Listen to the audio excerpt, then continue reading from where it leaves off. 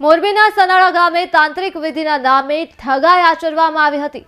તાંત્રિક વિધિના નામે સોનાના દાગીના મેળવી ચીટિંગ કરનાર ઇસમોને ઝડપી લેવામાં આવ્યા છે।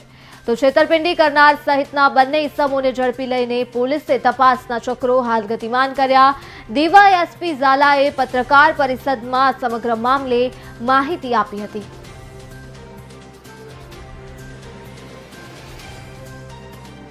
જે સંદર્ભે દાખલ થયેલી ફરિયાદની તપાસ સિટી ડિવિઝનના પીઆઈ શ્રી HR જાડેજા નાઓ ચલાવી રહેલ હતા।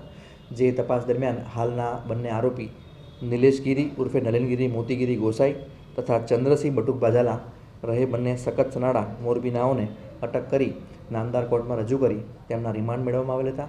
આ રિમાન્ડ દરમિયાન આવી રીતે તાંત્રિક વિધિ હેઠળ છેતરપિંડી કરાયેલ અન્ય બે ઇસમોએ પણ પોતાના નિવેદનો city division PSI Shri Jadeja રૂબરૂ જાહેર કરેલ હતા। જેથી રિમાન્ડ દરમિયાન આરોપીઓ પાસેથી ફરિયાદના કામે અગાઉ જે 3,30,000 રૂપિયાનો મુદ્દામાલ છેતરપિંડી વિશ્વાસઘાત કરી ઓળવી જવામાં આવેલ હતો તે મુદ્દામાલ તથા અન્ય બે સાહેદોનો મુદ્દામાલ મળી ₹4,66,500ના મુદ્દામાલની રિકવરી કરવામાં આવેલ છે।